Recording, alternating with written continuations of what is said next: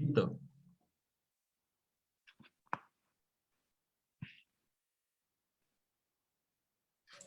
Buenos días, buenas tardes ya a esta altura. Nuevamente desde el Museo Histórico Nacional, agradecemos a quienes están conectados, ¿no es cierto?, a este nuevo conversatorio, ¿no? Un nuevo conversatorio, el segundo ya de este ciclo, ¿no es cierto?, que iniciamos la semana anterior, donde van a participar efectivamente, ¿no es cierto?, nuevamente, en este caso, autoras del volumen 2 del libro Hecho en Chile, ¿no? Reflexión en torno al patrimonio cultural, en un tema bien relevante, creemos. Bueno, todos los temas tienden a ser relevantes, pero quizás este deja, ¿no es cierto?, no deja de ser muy importante en el actual contexto. Presencia y proyección del mundo indígena, ¿no? Y en ese marco, lo que vamos a hacer es compartir, ¿no es cierto?, reflexiones sobre, ¿no es cierto?, la temática. En especial, bueno, nos van a acompañar la editora del libro Hecho en Chile, Daniela Marsal, que ya habitual y se va a hacer habitual, ¿no es cierto?, de este espacio, ¿no? Y junto con ella, ¿no es cierto?, va a estar Valentina Fakreldin, de ahora en adelante va a ser Valentina para todos, ¿no? Fernanda Kalasic, ¿no?, que está desde San Pedro, como ustedes pueden ver, y Macarena, ¿no es cierto?, también nos va a acompañar Macarena Peña. Bueno, agradecer nuevamente, ¿no es cierto?, la disponibilidad del tiempo de estas tres panelistas que efectivamente publicaron, ¿no es cierto?, capítulos en el libro del volumen 2 Hecho en Chile, y que hoy día, ¿no es cierto?, nos acompañan. Decir además a todos quienes se conectan, ¿no es cierto?, a la red del museo, que nos pueden hacer preguntas, comentarios, ¿no es cierto?, constantemente. Nosotros vamos a estar revisando el chat para poder ir generando, ¿no es cierto?, una discusión importante o interesante a partir de estos temas. Reiterar también, y es importante, ¿no es cierto?, que una vez hechas las presentaciones, vamos a hechas las presentaciones, ¿no es cierto?, de cada una de las presentadoras, vamos a hacer esta conversación respecto del tema. Bueno, decirles nuevamente que el libro Hecho en Chile, ¿no es cierto?, este volumen 2, ya está en circulación, así que quienes quieran adquirirlo, ¿no es cierto?, en la editorial Mis Raíces, pueden, ¿no es cierto?, acceder a él. Voy a comenzar entonces con las presentaciones, y comenzaremos con Valentina, ¿no?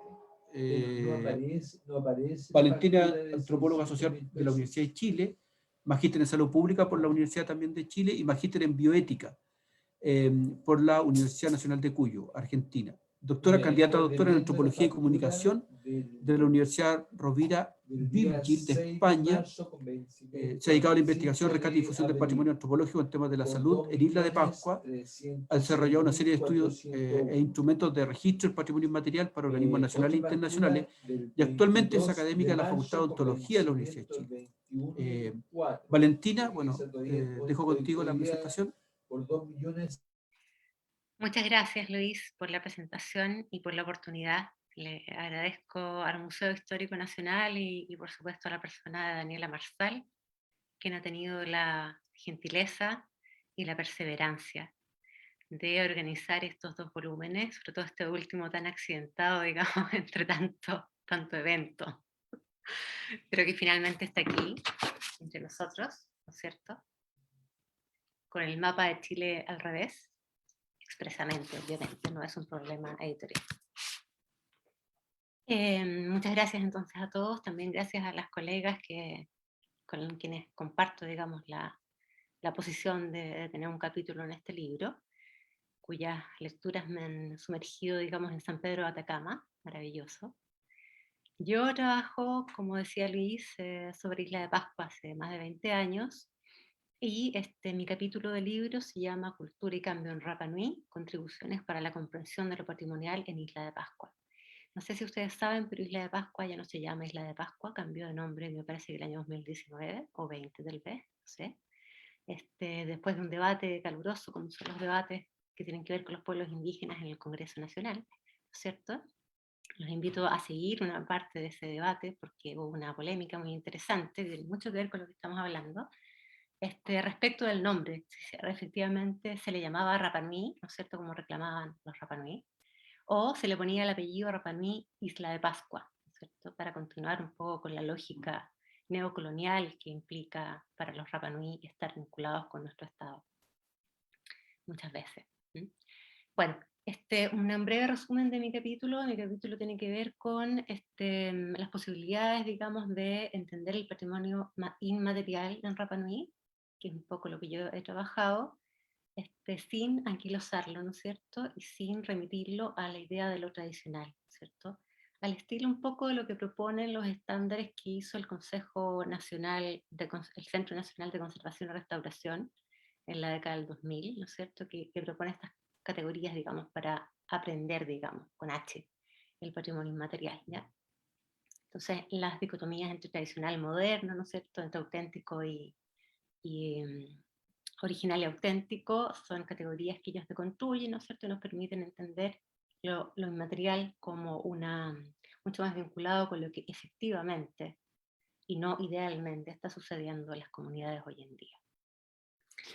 Entonces mi capítulo tiene que ver un poco con esa teorización, ¿no es cierto? Y también hago un ejercicio de síntesis de algunos elementos del patrimonio inmaterial actuales de Rapa Nui, que son susceptibles de concebirse de acuerdo a esa lógica, ¿no es cierto? Entonces hay manifestaciones muy, muy diversas y muchas de ellas no son antiguas, efectivamente la mayor parte de ellas no son antiguas y sin embargo son patrimoniales. Y esa es un poco la provocación de la propuesta.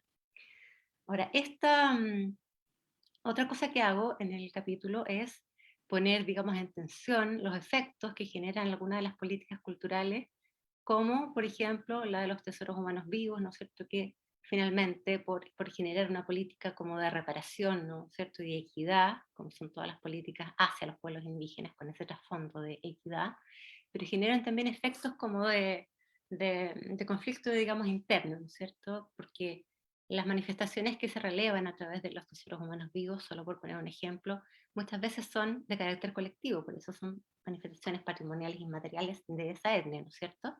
Pero sin embargo, al premiar una persona, se pierde el carácter colectivo y queda como reducido a ese cultor, ¿no es cierto? O sea, generándose un conflicto interno. O bien el efecto de que la concentración en una política determinada, perdón, no en una política determinada, en una temática determinada, digamos, pierde la visión de conjunto respecto de el contexto en el que esa temática está siendo vivida y experimentada por los sujetos culturales. ¿Sí? Eso es un poquito mi capítulo, ¿ya? Ahora, gran parte de lo que yo digo en ese capítulo, lo saco un poco de un terreno que hice en el año 2011, justamente para una licitación que licitó el Consejo de la Cultura, para ver el estado de situación del patrimonio inmaterial de algunos pueblos indígenas, y a mí me tocó desarrollar el estudio para Isla de Pascua, ¿ya? Rapa Nui, perdón. Y bueno, del 2011 hasta ahora en realidad han pasado infinidad de procesos internos de Rapa Nui y de los pueblos indígenas en general, internos del país, ¿no?, y del mundo. O sea, en realidad han pasado 10 años y en esos 10 años han cambiado muchas cosas. Em, una de estas cosas, y pensando un poco en la convocatoria de esta conversación, es pensar cuáles son los desafíos para pensar y para trabajar el patrimonio con pueblos indígenas. Y a mí se me ocurre, en primer término, decir que uno de esos desafíos es efectivamente la participación, ¿no es cierto? Em, una de las cosas que han cambiado fuertemente en Isla de Pascua, según lo que yo he podido observar, además del nombre, de Rapa Nui, es justamente la emergencia de actores con muchas más herramientas, digamos, y un posicionamiento político mucho mayor respecto de las instituciones del Estado, ¿ya? Hoy día es bastante impresentable, por ejemplo, suena muy feo postular, no siendo Rapa Nui, a los fondos que están reservados a la quinta región, los fondos públicos concursables, digamos, de cultura, porque efectivamente existen nuevos escenarios, digamos, nuevas sensibilidades instaladas en la isla. En la isla en particular también han pasado, por ejemplo, la emergencia de nuevas organizaciones sociales algunas de ellas no solamente contestatarias a las políticas de Estado, sino que también independientes de las políticas de Estado, como el llamado Honui, por ejemplo, que es un ejemplo maravilloso de ejercicio de autonomía sin autonomía formal. En fin, esos contextos nos van configurando de alguna manera las posibilidades que tiene en el fondo los pueblos indígenas de seguir trabajando frente al Estado estos temas patrimoniales. Yo veo algunas dificultades, incluso teóricas, en el camino, ¿no es cierto? Y es lo que algunos autores han destacado como bajo la idea de desconstruir el culturalismo con el que se mira habitualmente a los pueblos indígenas, ¿no es cierto? Que redunda en prácticas, ¿no es cierto?, concretas, como la autorización, ¿no es cierto?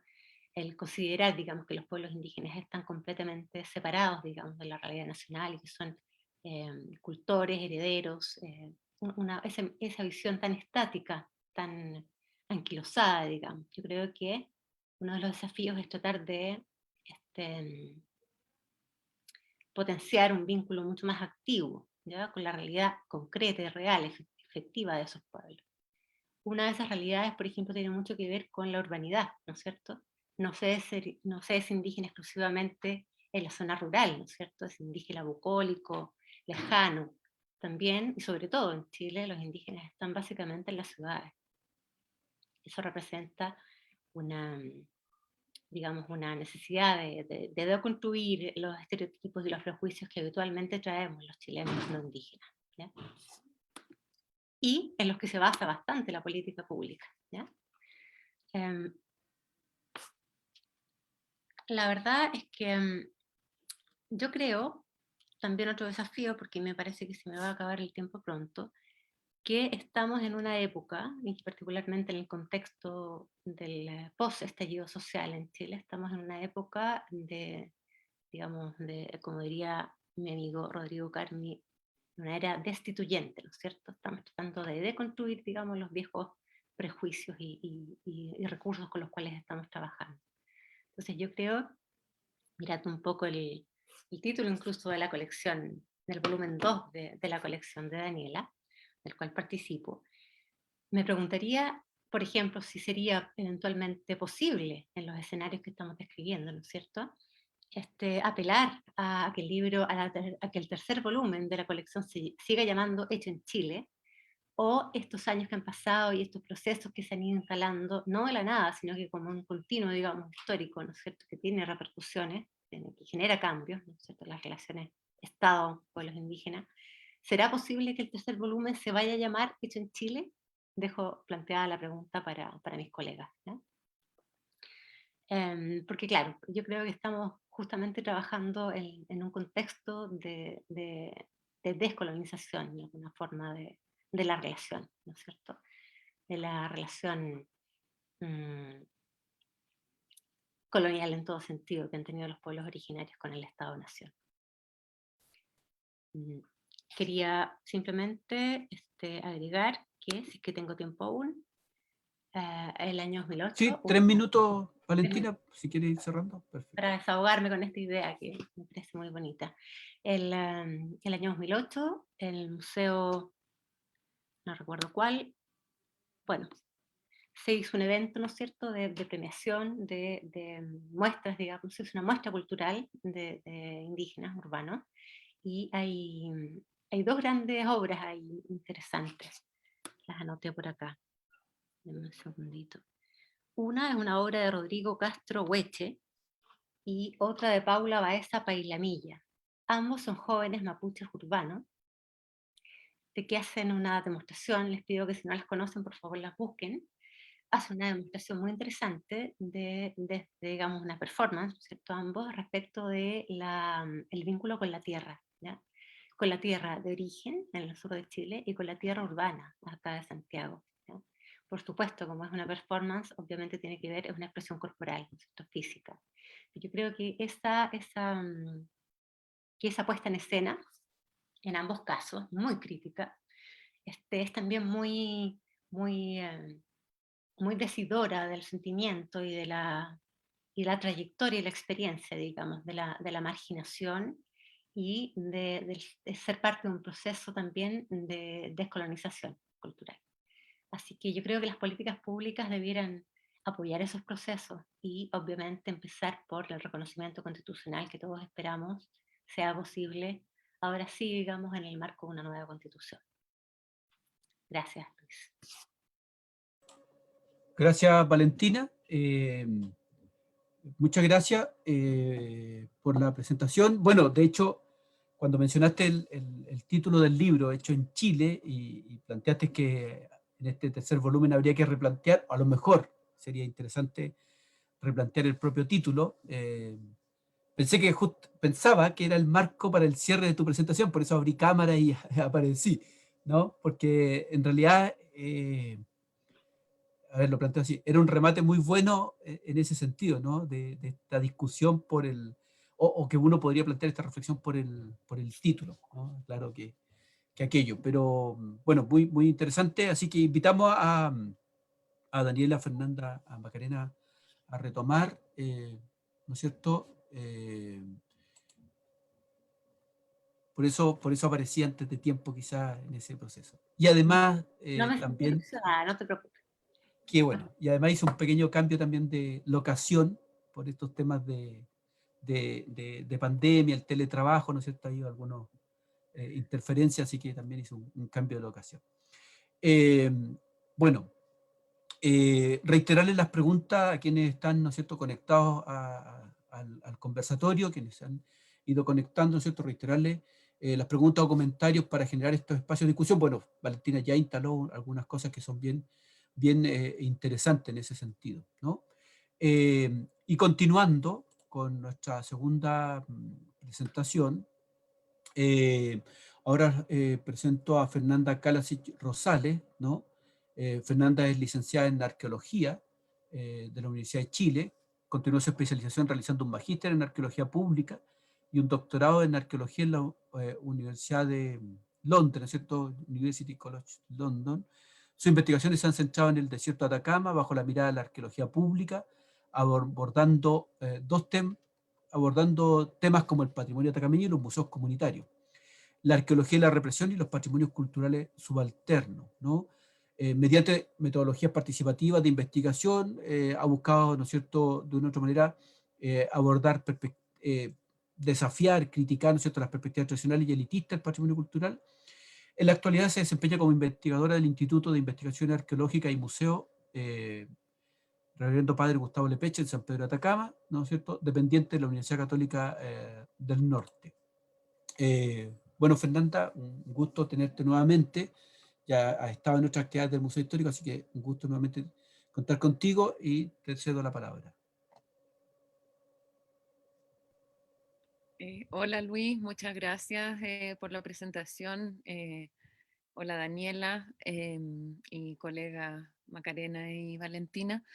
Y en general al público del Museo Histórico Nacional. Bueno, de nuevo muchas gracias por la invitación y por esta posibilidad de exponer un poco el trabajo que uno hizo para este libro, El hecho en Chile, volumen 2. En este trabajo en específico, lo que veo es un poco cómo opera el tema del patrimonio en territorio atacameño, tanto desde lo arqueológico versus, o no necesariamente versus, pero versus lo afectivo, en el sentido de que, por ejemplo, desde la arqueología uno ve los sitios arqueológicos como evidencia científica, ya de que hubo ocupaciones anteriores, de las formas de vida en un territorio, versus la relación más afectiva que tienen los mismos atacameños con su territorio, ya que tiene que ver con los lugares de los ancestros, con los lugares, en el fondo, todo lo que significa ser pueblo originario. Em, y ahí estamos en un momento crítico, podríamos decir, porque desde el Estado, desde, por ejemplo, lo que son los estudios de impacto ambiental, em, que permiten la operación de proyectos de desarrollo, como se les llama, bueno, proyectos de desarrollo entre comillas, ¿cierto? A la gran minería y a otras obras o actividades extractivistas al límite. em, en el fondo hay que presentar este tipo de evidencias científicas para decir, yo estoy relacionado con este territorio. Em, y eso abre una serie de cuestionamientos respecto a, bueno, la ley indígena, ¿cierto? Que es del 93, y cómo el Estado se plantea su relación con los pueblos indígenas en general, pensando en que el Estado, a través del Consejo de Monumentos Nacionales o a través del servicio de los estudios, del sistema de estudios de impacto ambiental, sigue considerando justamente la evidencia científica, o sea, el aporte que se hace desde la academia o desde lo técnico, la pertenencia a un territorio, ya versus la sensación o el sentimiento que tienen muchos comuneros atacameños respecto a mis padres vivieron acá, mis abuelos vivieron acá, eh, estas son las tierras donde antiguamente se pastoreaba, estas son las tierras donde antiguamente, eh, o sea, donde se utiliza todo un espacio, ¿ya? Y cuando hablo en pasado no es que no se practiquen ya, pero las mismas presiones extractivistas sobre el territorio han imposibilitado varias prácticas económicas que se llevan en el territorio desde hace siglos, ¿ya? Entonces va un poco por cómo el Estado realmente puede buscar ser intercultural o reconocer digamos, la adscripción o las demandas territoriales, ¿ya? Sin esta necesidad de como de alguna manera dar la evidencia científica de que estuvieron acá. Em, entonces, bueno, es mucha la legislación que está en este terreno, o sea, que legislación chilena y además legislación internacional, como el convenio eh, de la Organización Internacional del Trabajo, de la OIT, la 169, donde en el fondo da ciertas garantías a los pueblos indígenas, pero de alguna manera todo pareciera más bien ser una performance, de nuevo, desde el Estado para hacer cumplir las leyes, pero sin necesariamente eh, dar autonomía sobre un territorio. Como decía Valentina también anteriormente, con los cambios que esperamos se vengan ahora, em, hay toda una cuestión de cómo se vive esta plurinacionalidad, ya que esperamos sea uno de los grandes temas de la Constitución, la plurinacionalidad, en el sentido de un país que reconoce a las múltiples naciones que habitan en el territorio y que habitaban desde antes de la conformación del Estado Nacional. Em, y ahí, ¿cuál, cómo se entiende el Estado con las naciones indígenas? Solamente también desde las evidencias científicas reconoce el, el acervo y las sensibilidades y el sentimiento, la afectividad sobre un territorio, cómo el Estado se puede mover hacia una ontología distinta. Ese es como un poco el planteamiento que hago en este trabajo y que acá además no es un tema de...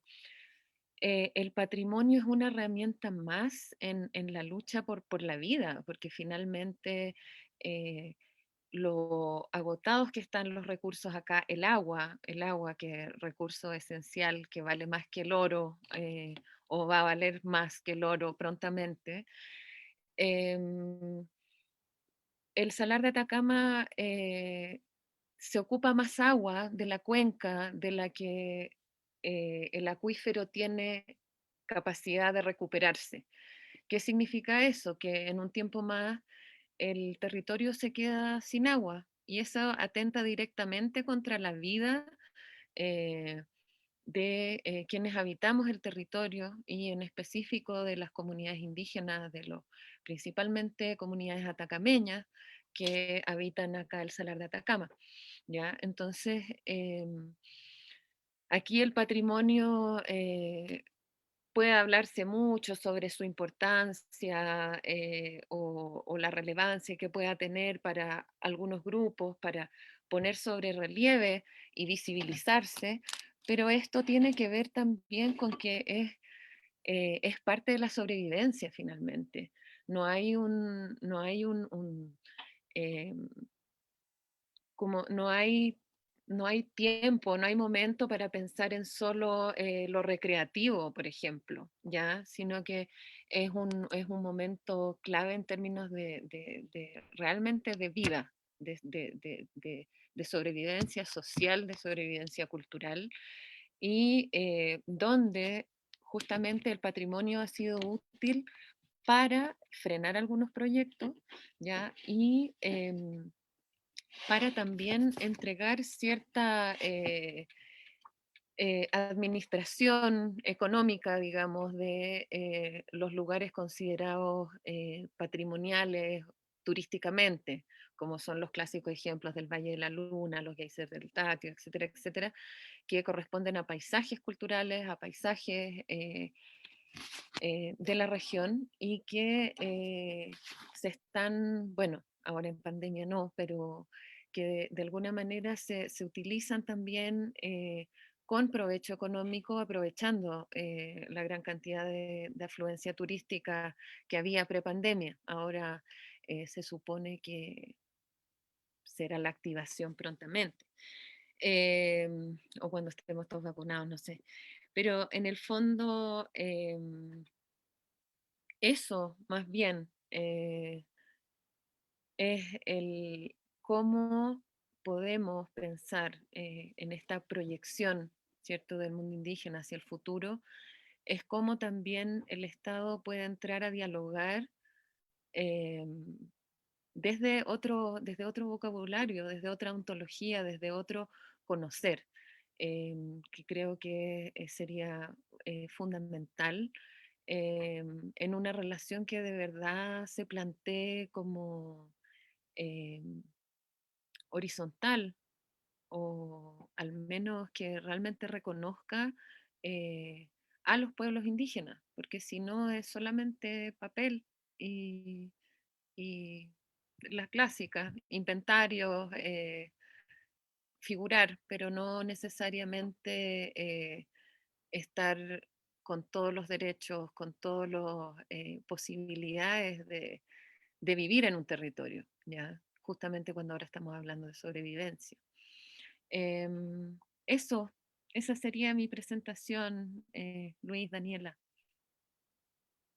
Gracias, gracias Fernanda. Bueno, interesante igual en esta mirada, ¿no es cierto?, desde el norte, ¿no?, lo que tú nos planteas, lo que nos transmite, y ese tiempo de urgencia o este momento, ¿no es cierto?, crucial. Y eso es interesante también pensarlo así, ¿no?, que quizás es un momento donde todavía tenemos un margen en el cual podemos actuar, ¿no?, o podemos hacer cosas. Y esperamos que este conversatorio, así como los textos que están en el libro Hecho en Chile, también ayuden, ¿no es cierto?, en ese contexto, ¿no? Así que muchas gracias por ello. En reiterar nuevamente, ¿no es cierto?, a quienes tienen preguntas o comentarios, ¿no es cierto?, que nos pueden hacer, ya sea a una de las panelistas o, ¿no es cierto?, a todas. Así que Reiterar también, y eso es importante, en este caso, ¿no es cierto?, una mesa que está compuesta mayoritariamente por mujeres, así que me parece súper bien, se agradece aquello, y a veces me ha tocado, el viernes me va a tocar una mesa compuesta por hombres, ¿no? Entonces, a veces uno busca los equilibrios, pero no se dan, pero sí lo que buscamos como Museo Histórico Nacional, ¿no es cierto?, es siempre tener eso, ¿no?, una participación de hombres, mujeres, ojalá, ¿no es cierto?, lo más combinada posible, ¿no? Privilegiando siempre la participación y que además quien se presenta pueda, ¿no es cierto?, decir aquello que considera que es relevante, válido. Eso, finalmente solo dar un saludo también, ¿no es cierto?, al pueblo diaguita, como muchos saben, ¿no es cierto?, mi segundo apellido, Licuime, es de ascendencia diaguita, así que un saludo, ¿no es cierto?, al pueblo nación diaguita, deben estar algunos de ellos escuchando. Ya, sin más avisos, ¿no es cierto?, voy a dejar ahora la presentación de nuestra última participante, ¿no? Macarena Peña Drop, licenciada en Historia por la Pontificia Universidad Católica de Chile, socia fundadora de la empresa Artesanía de los Andes y su marca ONA, además de directora ejecutiva de la Fundación ONA, entidad sin fines de lucro que promueve el desarrollo del sector artesano, a quienes, ¿no es cierto?, acompaña para rentabilizar sus talentos y tradiciones de manera sostenible, ¿no? Esta trayectoria está respaldada por entidades públicas como Corfo, Cercoté, INDAC, ProChile, ¿no? Y que va a ser importante, ¿no es cierto?, en ese sentido, la labor que se está realizando también desde el ámbito, ¿no es cierto?, de lo privado. Ha sido ganadora del premio EIFE 2015, colabora de forma permanente con instituciones de Chile, Argentina y Perú en sus programas de fomento al sector artesanal, ¿no? Ha participado, ¿no es cierto?, en curatoría para exposiciones, colecciones museográficas y espacios, también, por cierto, de comercialización de productos. Entonces, una trayectoria bien interesante en este sentido. Macarena, te dejo con la palabra. Muchas gracias, Luis. Hola, buenos días, buenas tardes ya. Agradecer la invitación. Agradecer a Daniela Marsal también por el trabajo realizado con esta publicación y este trabajo editorial de seleccionar y editar, valga la redundancia, trabajos de distintas perspectivas, desde distintas ópticas que tienen que ver con el patrimonio cultural, tanto material como inmaterial. Y felicitarla también porque de alguna manera se enmarca dentro de una búsqueda de metodologías, de visiones y miradas respecto a cómo preservar o salvaguardar el patrimonio cultural, en este caso hecho en Chile. Eh, Recordar que con Daniela fuimos compañeras de universidad y cuando estudiábamos nos cuestionábamos respecto al tema del patrimonio cultural y en Chile era recién un poco incipiente. Y recordar como la inquietud de que por lo general se abordaban el tema de la conservación o preservación a través de inventarios, registros, catastros, estudios, diagnósticos respecto de el patrimonio cultural. Y nos faltaban casos o puestas en marcha de acciones concretas referidas al tema. Y ahí un poco de eso trata el artículo que presentamos en este libro, que en el caso mío es de un caso concreto de estudio, Laboratorio ONA, que es un proyecto financiado por Corfo, que partió en el año 2009 y que se pudo proyectar en el tiempo hasta el 2019, respecto a una metodología para la salvaguarda y revitalización de alguna manera del patrimonio, en este caso textil, en la zona de los Andes del Sur. Por lo tanto, es más bien una narración de un caso de estudio y de acción, en donde se aplica una metodología que tenía que ver con, si bien identificar cuáles eran los elementos tradicionales y que hacían particular ciertas culturas y tecnologías, cómo ligarlo a los oficios del tejido de manera activa, cómo lograr de que se siga tejiendo el tejido tradicional de los Andes. Y lo interesante tuvo que ver principalmente con una situación que no teníamos prevista, que era que efectivamente muchos de los conocimientos se habían perdido, ¿ya? muchas de las técnicas de tejido.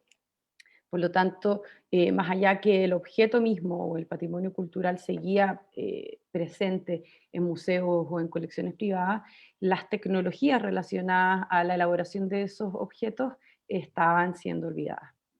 Eh, en ese escenario, en esa realidad, fue que nos vimos de alguna manera obligados a buscar alternativas, a investigar, a probar, a ensayo y error, a relacionarnos y a vincularnos con las tejedoras actuales, eh, ver cuáles eran sus necesidades, también de alguna manera, sus deseos, ¿no? ¿Por qué seguir tejiendo? ¿Para qué seguir tejiendo?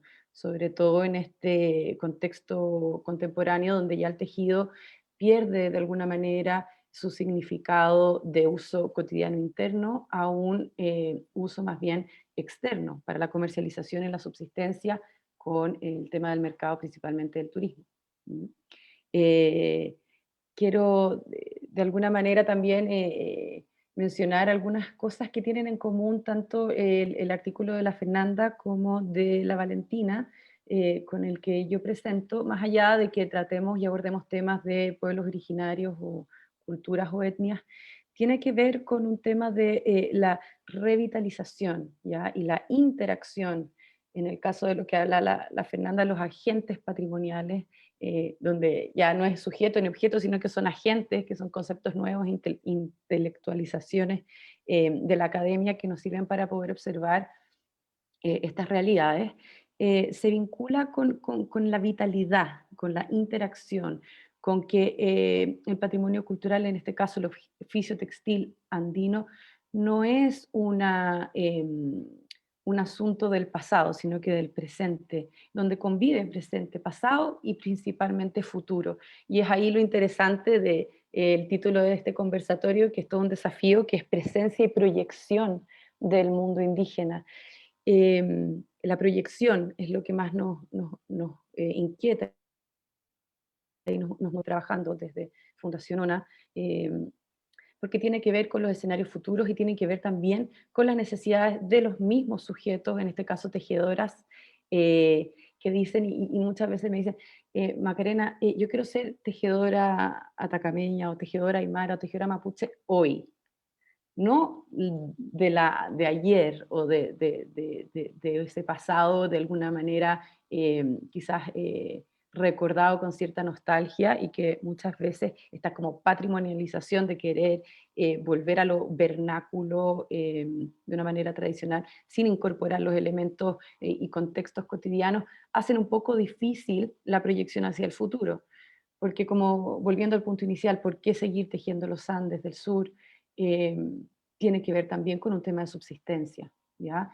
Y de alguna manera las metodologías que nosotros finalmente utilizamos tienen que ver con que la práctica y el oficio del tejido se transformen en una práctica cotidiana de un modo de vida, y además de generar recursos para la familia, ¿ya? Ingreso familiar, que no se quede en una experiencia anecdótica o folclórica o en una experiencia académica de investigación tampoco, siendo todas válidas, pero de cara al futuro creemos que efectivamente para que las generaciones jóvenes, nuevas tejedoras, tejedores, quieran seguir practicando esos oficios, tiene que haber efectivamente una concordancia con las necesidades de la vida actual, como tenemos todos nosotros de pagar las cuentas, de que nuestros hijos vayan al colegio, de alimentarnos, etcétera, y cómo no hacerlo a través del oficio que ellos son herederos y que además desarrollan con excelencia. ¿Mm? Por lo tanto, hay una gran diferenciación y puede haber un elemento de competitividad en el mercado. Por lo tanto, aquí es una mezcla entre patrimonio, academia, investigación y mercado, ¿ya? Respecto de eso, me gustaría mencionar como un tema importante respecto de las metodologías o las prácticas que hemos utilizado y que seguimos utilizando para el trabajo con la artesanía textil. Y que tiene que ver con que frente a este olvido, en el artículo se plantean ciertos momentos históricos y por qué hemos llegado hoy a esta situación de olvido, está la memoria.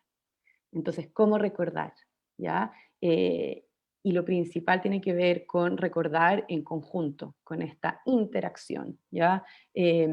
Con este sentimiento además de colectivo, de comunidad, donde efectivamente hay una memoria colectiva, que uno empieza y le encuentra la hebra, en esta como analogía con el textil, la hebra y empiezas a seguir la hebra, tiene que ver con un tema de memoria colectiva, del intercambio de recuerdos, de experiencias, de relatos.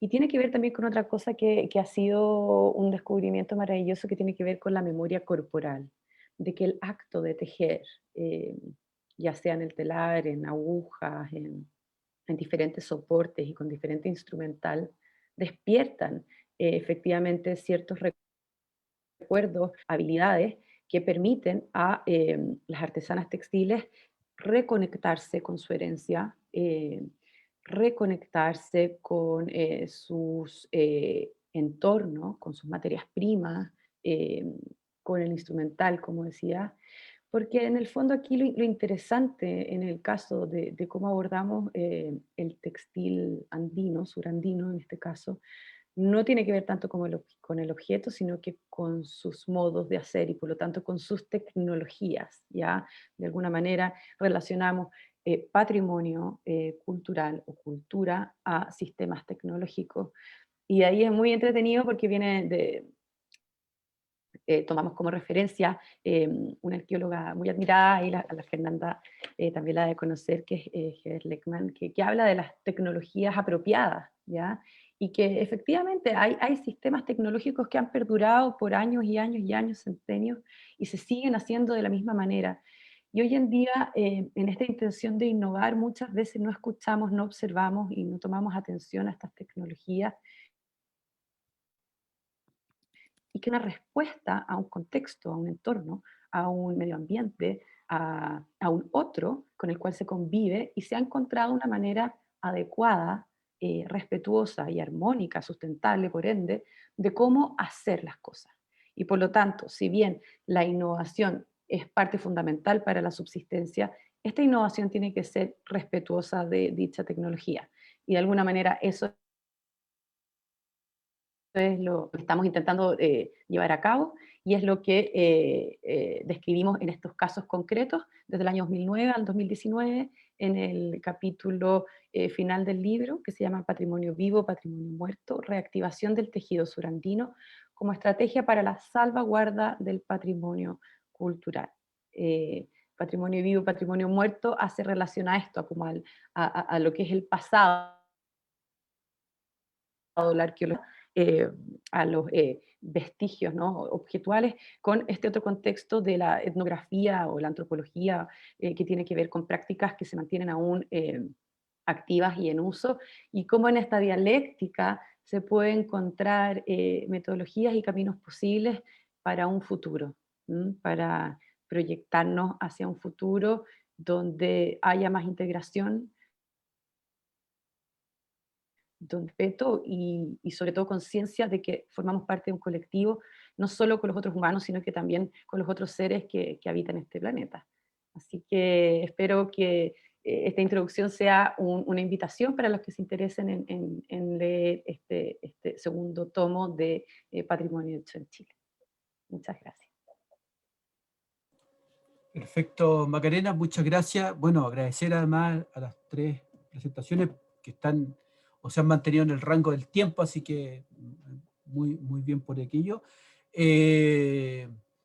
Bueno, agradecer a quienes están conectados, ¿no es cierto? Ahí aparecen algunas preguntas. Amanda, si pudiera un poco reformular como pregunta, que tiene una pregunta, pero no queda tan clara. Y lo mismo para Carolina Agüero, que también hace una pregunta, algo se entiende, así que, pero si puede reformular en el chat, sería mucho mejor. Bueno, temas que van apareciendo, que yo creo que van generando un espacio de diálogo, de discusión bien potente, bien interesante. Y en ese marco, ¿no es cierto?, quien va a hacer un comentario a partir de estas presentaciones, tanto de lo que está en el libro, pero también de algunas cosas que han aparecido probablemente ahora, ¿no es cierto?, va a ser Daniela Marsal, Bueno, en el chat también, desde Mis Raíces, ¿no es cierto?, la editorial, ahí está el link de cómo, ¿no es cierto?, poder adquirir el libro a quienes les interesa, por cierto, el libro. Bueno, en el caso de Daniela Marsal Cornejo, que es licenciada en Historia por la Pontificia Universidad Católica de Chile, no le gusta que le digan historiadora, pero porque quizás probablemente no se ha dedicado específicamente al tema de ser historiadora, ¿no es cierto?, pero no puedes renegar de tu formación inicial, Daniela, así que está bien. Diplomada en Administración Cultural de la Pontificia Universidad Católica de Chile también, máster en Gestión del Patrimonio de la Universidad de Greenwich, Inglaterra, y doctora en Antropología Social de la Universidad Complutense de Madrid. Sin duda que formación inicial en Historia, pero claro, un recorrido por varios otros ámbitos, ¿no es cierto?, en ese sentido. Bueno, también se desempeñó en la ex-Divan, en la unidad de estudio, la emblemática unidad de estudio, ¿no es cierto?, de la ex-Divan, y ha participado en una serie de proyectos de investigación, ¿no es cierto?, también de docencia en varias universidades, también dedicada, ¿no es cierto?, a la consultoría, por cierto, y en este caso, ¿no es cierto?, nos acompaña en el marco de ser editora del libro hecho en Chile, ¿no es cierto?, Reflexiones Patrimonio Cultural, tanto del primer libro, que ahora pasó a ser volumen 1, aunque no nació de esa manera, ¿no es cierto?, y de este segundo libro, el volumen 2, y que sabemos que ya está pensando en el volumen 3, entiendo, porque además mucha gente le ha dicho, ¿no es cierto?, el volumen 3. Y que, bueno, ahí después seguimos conversando algunas cosas de eso. Daniela.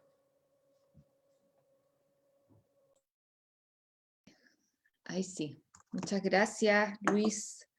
Muchas gracias a la Valentina, a la Fernanda, a la Maca, por estar acá hoy día, por participar en el libro, por entregarnos estos capítulos tan interesantes y tan iluminadores con respecto a temas que creo que en Chile todavía no se ha logrado relevar totalmente la importancia que tiene el tema del patrimonio indígena en general, del mundo indígena en términos generales, digamos.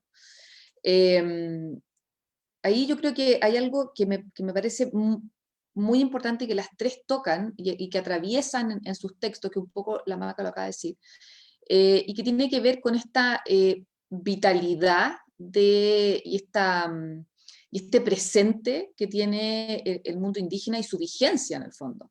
Porque por lo general tendemos a visualizar, o se nos ha hecho creer, yo creo que como instalarlo un poco ahí, se nos ha hecho creer desde la historia, desde el patrimonio, sobre todo el patrimonio como tradicional y formal y digamos, de este como patrimonio como muy de museo, tradicional, bueno, y lo que pasa en el Museo Histórico también en su muestra anterior, esta idea de que el mundo indígena desaparece, que misteriosamente a través de los años empieza a desaparecer y como si el mundo indígena en algún minuto se chilenizara y misteriosamente desapareciera del escenario, digamos.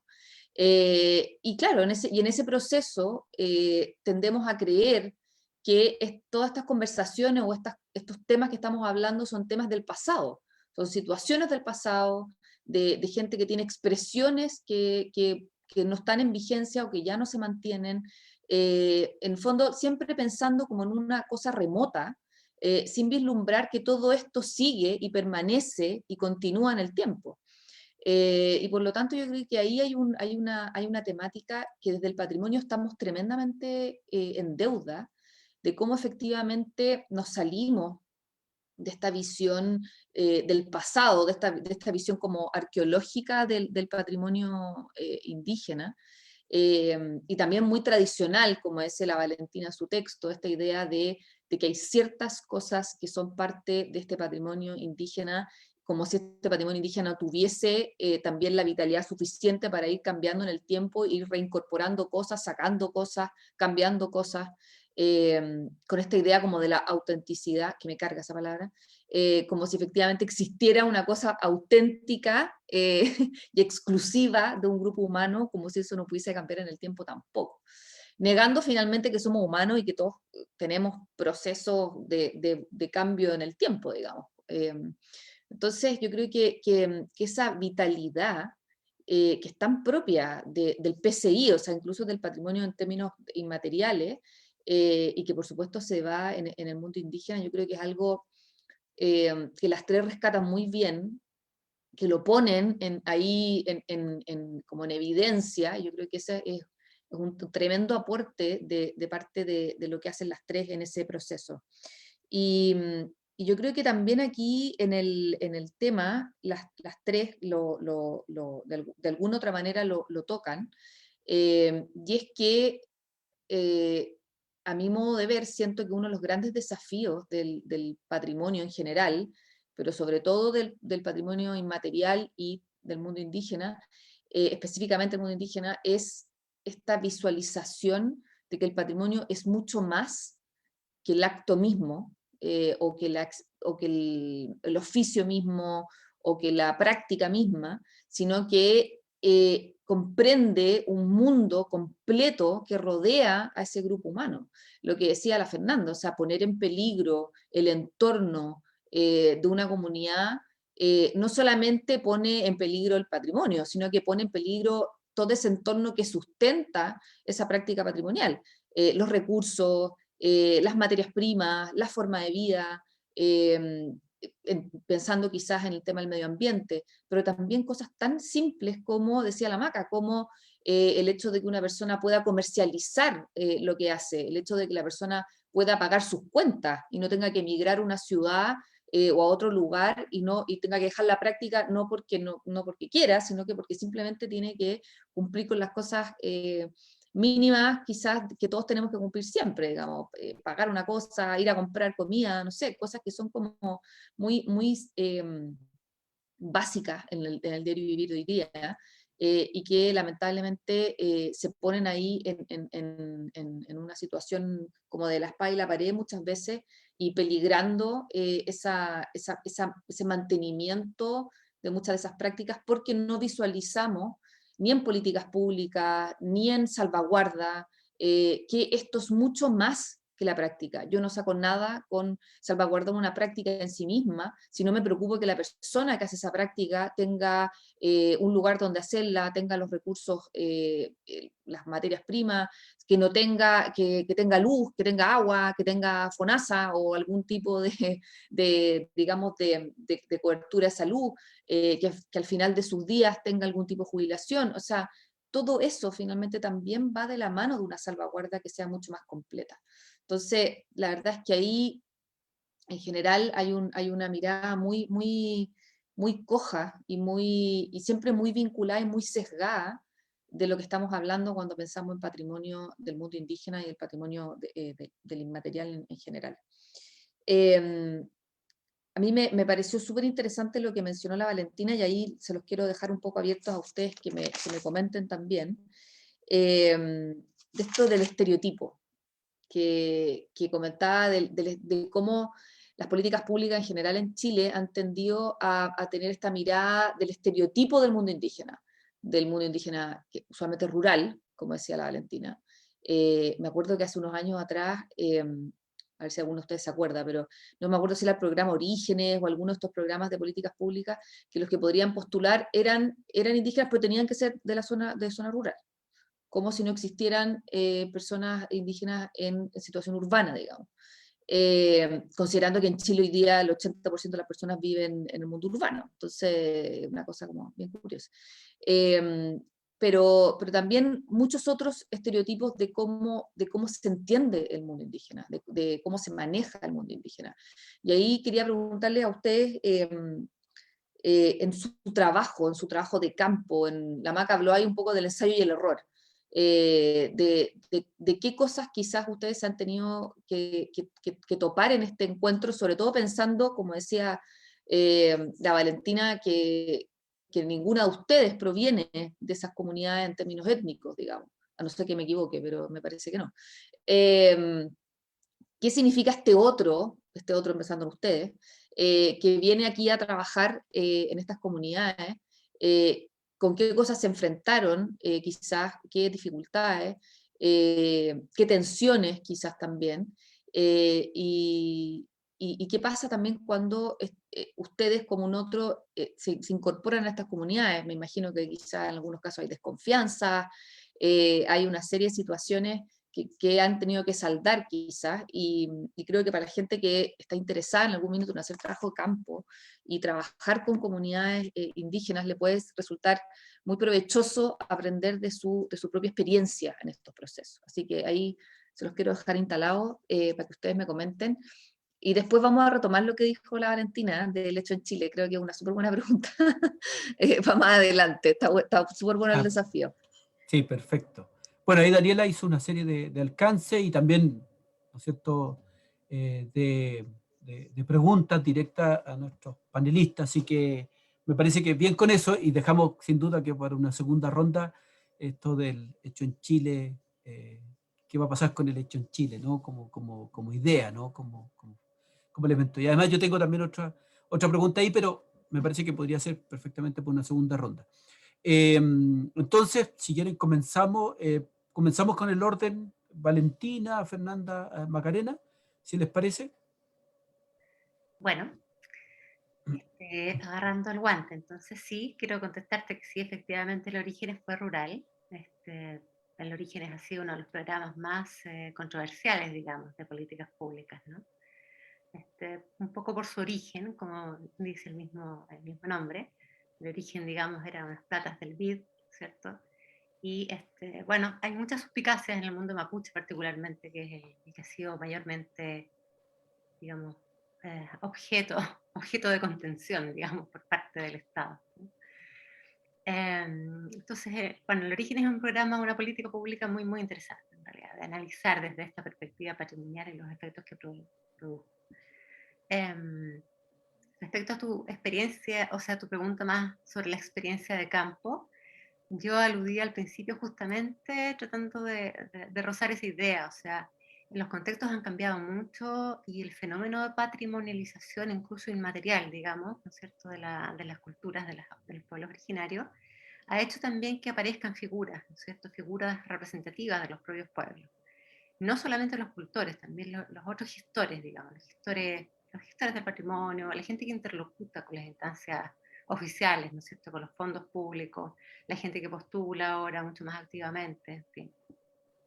En ese escenario, y no en el escenario de fines de los 90, que es cuando yo empecé mi relación, mi vínculo con la comunidad Rapa Nui, que es lo que tengo, un vínculo realmente, en esa época no pasaba tanto así. No es que no hubieran cultores, obviamente, ni gente que interlocutara con el Estado, pero sí el fenómeno ha ido creciendo, ¿no es cierto? Y hoy día uno puede ser una figura un poco más ambivalente, tener una posición más ambivalente, que no deja de ser interesante, ¿no? También se puede mirar, lo hago yo permanentemente, sobre todo para mi tema de fondo, que es, yo trabajo en antropología médica. Aparecen nuevas figuras entre los pueblos originarios que se dedican a un tema, ¿no es cierto? Toman ese tema como tema, aparece el tema.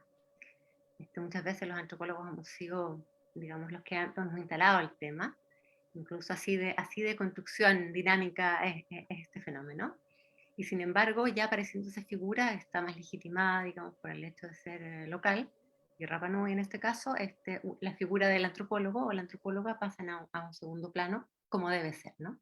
Y que cada uno se dedique a lo suyo. Obviamente los antropólogos nunca estamos en posición de asumir el rol de los cultores, no es esa nuestra labor, ¿no es cierto? Nuestra labor es más bien observar y eventualmente interpretar con toda libertad y lo que queramos estar mirando, ¿no?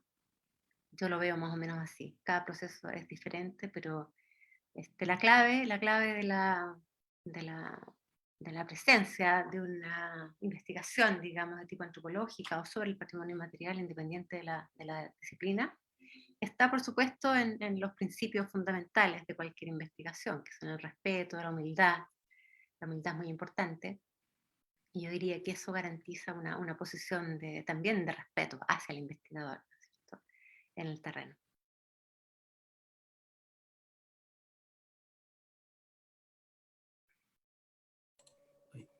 Gracias, Valentina. Fernanda.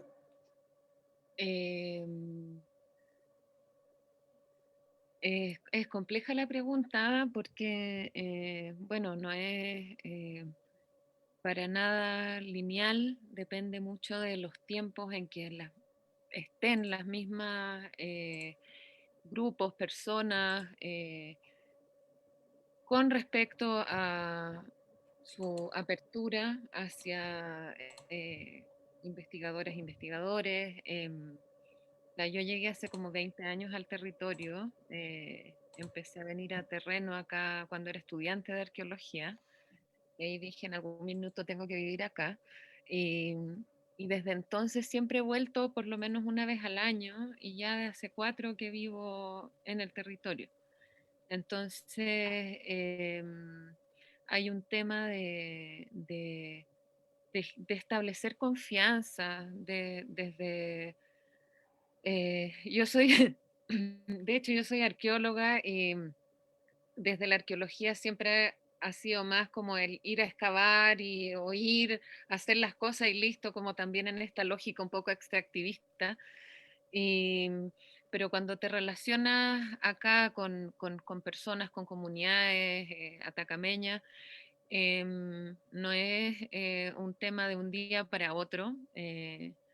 Son procesos largos, a veces también se va todo a las pailas, o no sé, es como finalmente es experiencia de vida, experiencia vivida en el sentido de eh, mantener los vínculos, de incluso a veces abandonar los objetivos de investigación de uno. Y en ese sentido ser como una especie de facilitador con las competencias técnicas o teóricas también que uno pueda tener, pero principalmente técnicas, sobre todo en estos momentos en que, como hablo en el capítulo, ¿no? De generar un conocimiento experto que pueda servir para defender un territorio, por ejemplo. ¿Ya? Y ahí en general es mucho más, viene desde las comunidades, desde las dirigencias, desde las directivas de comunidades, la preocupación por contactarnos, por contactar a personas que puedan prestar apoyo en estas tareas. ¿Ya? Entonces, es vivir y estar, y con todo lo que eso implica, que a veces las relaciones se acaban, pero muchas perduran, y ahí mismo se van armando también los temas de investigación o las posibilidades de ir explorando ciertas preguntas, ciertos temas. Eso. Bien. Bueno, gracias, Fernanda. Macarena. Me gustaría mencionar una cosa que la Daniela dice, lo tradicional, que lo que mencionaba también Valeria, pero no olvidar que toda tradición en algún momento fue innovación, ¿ya? Y de alguna manera persiste en el tiempo y se transforma en tradición o se preserva porque quizás funciona bien, efectivamente, ¿ya? Porque es lo que funciona, y lo que funciona es lo adecuado y por lo tanto se mantiene, ¿ya? Lo cual no quiere decir que exista como esta dicotomía así tan innovación, tradición, sino que entender que es un proceso, de que toda tradición alguna vez fue innovación. Y por lo tanto, dentro de esa lógica, las innovaciones quizás van a ser tradiciones. En el fondo son prácticas que se van manteniendo y van modificándose y van de alguna manera adaptándose. Respecto al tema de los estereotipos, ya que lo menciona la Dani, en mi área, que es el tema de la artesanía, el tema específico, el caso de la artesanía indígena, es un clásico, porque es un cliché, es el estereotipo máximo. Eres indígena, entonces dedícate a hacer artesanía. Ah, eres indígena, ah, entonces ponte a hacer cacharro. Eres indígena, bueno, ponte a tejer. Y por lo tanto, sí, es un tema bien importante, y que de alguna manera lo que yo les contaba, ¿no? Que cuando yo hablo con las artesanas indígenas y me dicen,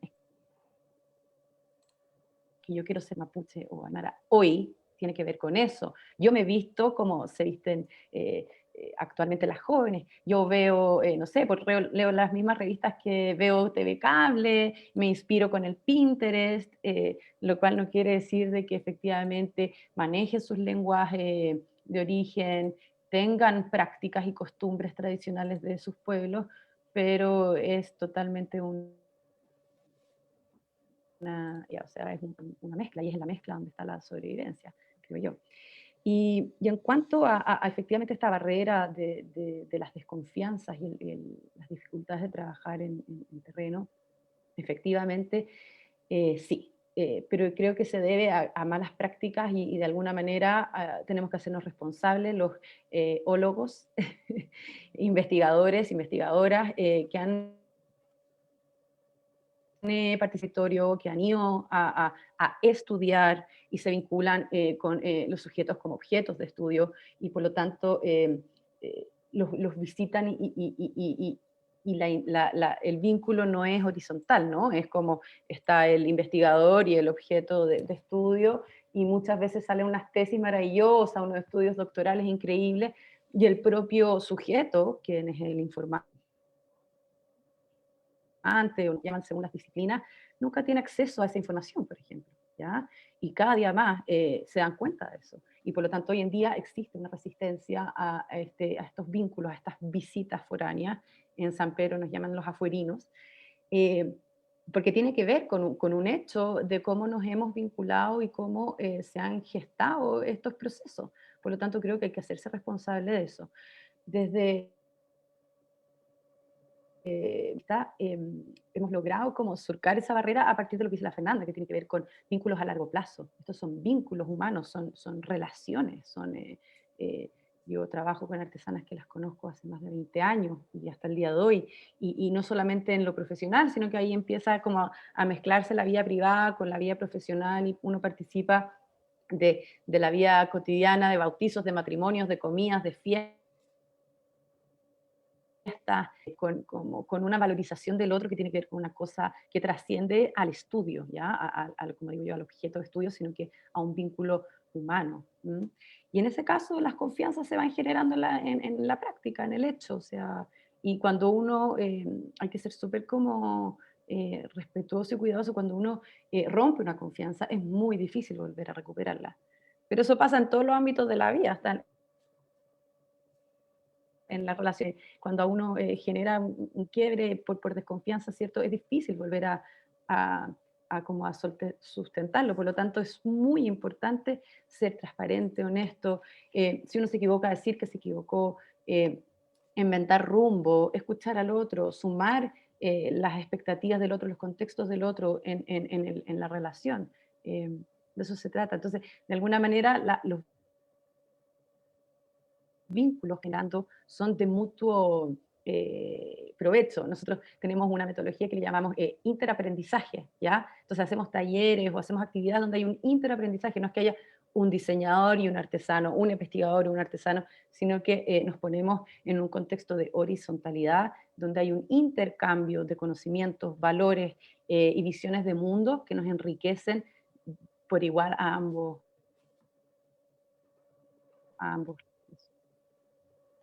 Bien, bueno, muchas gracias. Interesante esta primera ronda, ¿no es cierto?, con comentarios, preguntas, comentarios. Llegaron más preguntas y voy a proceder a leer algunas de ellas. Amanda Trinidad, me parece súper interesante el tema que tocó Valentina brevemente al principio y también relacionado a lo que hablaron Fernanda y Macarena acerca del patrimonio indígena. Entonces, si pudieran, y esto en la medida que se pueda, yo creo que aquí va a ser más complejo, si pudieran profundizar un poco más, tal vez, acerca de la protección o categorización del patrimonio indígena, según la cosmovisión específica de cada pueblo y su comunidad, en contraste a la percepción que el Estado tendría, ¿no? A ver si es que se puede hacer algo de eso. Ahí yo tengo también otra pregunta que hacer, pero lo planteo después. A ver, Jo Balik, hola, gracias, compré el libro, dice, ¿no? Y pregunta, ¿alguna de las expositoras trabajó con pueblo originario en relación al protocolo de Nagoya? Y otro tema interesante a considerar es la apropiación del patrimonio en relación a la abstracción de los conceptos y la forma en que se aprenden palabras o conceptos en materia de propiedad intelectual, como sucede, por ejemplo, con palabras ona o segna, ¿no? Hay una pregunta, bueno, Cristian Báez también dice felicitaciones a la autora, ¿no es cierto? A ver, Natalia García Huidobro nos plantea qué lindo eso que menciona Macarena respecto de memoria, la memoria y la corporalidad. Sería interesante aplicar a la educación formal la forma de traspaso del kimun a través del aprender haciendo, de los mayores a los niños y niñas, recomiendo la experiencia de la corporación Nehuen con su escuela itinerante Mapuche Kimun. Un ejemplo interesante ahí que uno podría pensar. Bueno, la misma Natalia nos plantea,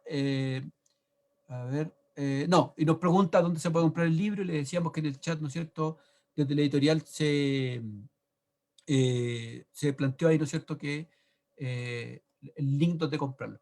Sobre la primera que nos planteaba en esta idea de cómo abordar, ¿no es cierto?, esta noción de patrimonio desde la cosmovisión de cada comunidad, que yo creo que debe ser complejo, pero también aquí una pregunta, una reflexión que hace un tiempo también hacía yo, en esto que planteaba Fernanda de lo voy a plantear de esta manera, como este quiebre ontológico, ¿no? Planteó Fernanda, ¿no es cierto?, este quiebre ontológico, este quiebre epistemológico que se requiere hacer, ¿no? Quizás, bueno, hay una cosa interesante hoy día que hacemos una mirada mucho más crítica, ¿no es cierto?, de las prácticas extractivistas, no solo del punto de vista de lo productivo, sino también, ¿no es cierto?, estas prácticas extractivistas, ¿no es cierto?, del punto de vista de lo teórico, desde la cosmovisión, ¿no es cierto?, en esta idea del extractivismo epistemológico. Me parece que es interesante, y como planteaba Fernanda, este quiebre ontológico. Entonces, en función de esa primera pregunta, si uno podría también hacer el quiebre ontológico respecto de la propia idea de patrimonio indígena, ¿no? Pensando también en una perspectiva que podría ser interesante de etnopatrimonio, o sea, esta idea de, ¿no es cierto?, entre patrimonio indígena y etnopatrimonio. Por ahí algunas reflexiones que puedan aparecer que les parece a ustedes. Yo creo también, bueno, Valentina, sí. Bien desafiantes las preguntas, pero son muy básicas, muy elementales, muy relevantes.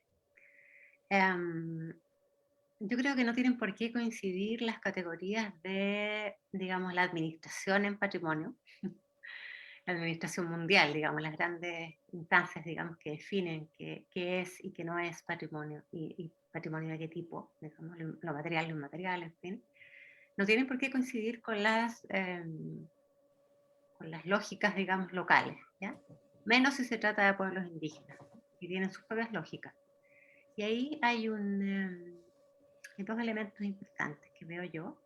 Uno es que efectivamente el riesgo de estas categorías aplicadas a lo local radica, por ejemplo, en desprender, digamos, la práctica, en el caso del patrimonio inmaterial, del contexto, ¿no es cierto? Por ejemplo, el texto que nos propone Fernanda es un claro ejemplo de eso, ¿no es cierto? El valor patrimonial que pueden tener los objetos inmateriales, digamos, está en un contexto de explotación de los recursos naturales y de riesgo vital, digamos, no solamente de la práctica, sino también de la gente que vive ahí, ¿cierto? Ese es un extremo sumamente extremo. Pero entonces, en general, las categorías tienden a ocultar la complejidad de los fenómenos, digamos, y la vinculación de los aspectos económicos y políticos con estos aspectos que parecen culturales, como si la cultura estuviera escindida del contexto, ¿no es cierto? Entonces, por eso yo también lo planteo como descolonizar un poco esa relación, ¿no? Entonces, yo creo que es vital para las propias comunidades y pueblos indígenas entender que esa separación es metodológica, ¿no es cierto?, que opera si es que ellos quieren, y solamente si ellos quieren, porque en esto de los pueblos indígenas hay una diversidad enorme, ¿no es cierto?, de desarrollos históricos, digamos, ¿no? Hay un proceso de etnogénesis también, por ejemplo, con el pueblo chanco, muy interesante. Y después hay gente que está en el otro extremo, digamos, volviendo, en un gran círculo, digamos, ya viniendo de vuelta, digamos, como dicen los argentinos. Entonces hay una gran diversidad, pero que todos los pueblos puedan proponerse a sí mismos si van efectivamente a usar, en el sentido técnico de la palabra, las categorías, digamos, para relacionarse, por ejemplo, con los aparatos públicos, ¿no es cierto?, con los fondos públicos. O, digamos, sin caer en eso, el colonialismo, digamos, introyectado, digamos, de creer que efectivamente se trata de dimensiones escindidas, ¿no es cierto? Y es un poco uno de los efectos secundarios negativos que tienen las políticas públicas muchas veces con los pueblos indígenas, que generan la cultura como botín, digamos, ¿no? La cultura queda, los distintos temas culturales quedan separados, ¿no es cierto?, no solo de su contexto, sino que también quedan en manos de especialistas locales, ¿ya? y esos especialistas empiezan a ser los únicos interlocutores con los aparatos públicos o con los fondos públicos, y ahí se genera una suerte de especialización muy macabra que Y clientelismo también, ¿no? claro, clientelismo y todo ese tipo de fenómenos que finalmente van en desmedro de la pretendida, digamos, el gran pretendido objetivo de entregar equidad, digamos, ¿no? Responder con equidad hacia los pueblos indígenas o a una política, digamos, de discriminación positiva. Así que yo creo que es un desafío más bien para los pueblos indígenas ponerle límite a eso y entenderlo en una dimensión que les sirva a sus procesos internos y no al contrario. Claro. No, perfecto. ¿Fernanda? Te pido un favor, Luis, me repite la pregunta. Mira, yo creo que la primera, sí. El medio ahí es. Mira, plantea justamente si se pudiera profundizar un poco más acerca de la protección o categorización, por eso la idea de las categorías de patrimonio indígena según la cosmovisión específica de cada pueblo y su comunidad en contraste a la percepción que el Estado tendría de ella. Un poco en esa idea, ¿no? Ya. Claro, es que ahí justamente, o sea, lo que decía Valentina, el tema de el hablar de pueblos indígenas o del mundo indígena, cada comunidad es un mundo en sí misma. Entonces, en el fondo, pensando en cómo el Estado las conceptualiza o categoriza, uno podría pensar que tiende, en general, todas las categorías tienden a, todo lo que esto estamos hablando como algo dinámico, tienden a congelarlo, ya sea en el tiempo, en el espacio. Entonces, ¿cómo poder mantener ese dinamismo en documentos legales, por ejemplo? Ahí yo creo que una de las formas en que el Estado podría ver el patrimonio indígena sería a través de la consideración del dinamismo, pero ¿cómo se considera el dinamismo en documentos, en marcos legales?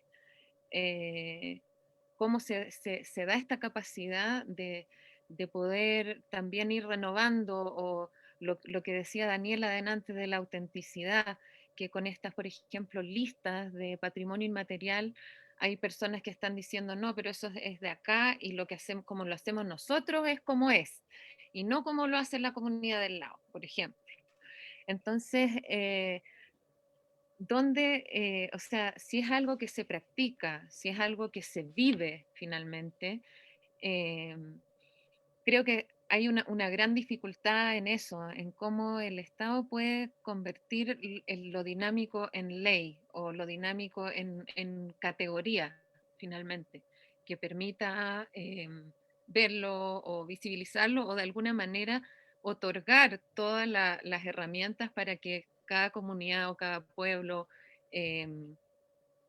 define por sí mismo y visibilice por sí mismo el patrimonio en la medida que quieran visibilizarlo también, porque acá, por ejemplo, también hay comunidades que quieren justamente no mostrar su patrimonio o no mostrar ciertos sitios, resguardarlo del turismo, resguardarlo de las visitas al final, que quede solo para ellos. Entonces, ahí entra todo un entramado se supone que estamos en territorio nacional, entonces que todo es de todos, pero no, pues hay límites. Entonces, ahí hay una serie de cuestiones que se pueden ir viendo y que la ley tendría que absorber. Por ahí más o menos iría mi respuesta. Perfecto.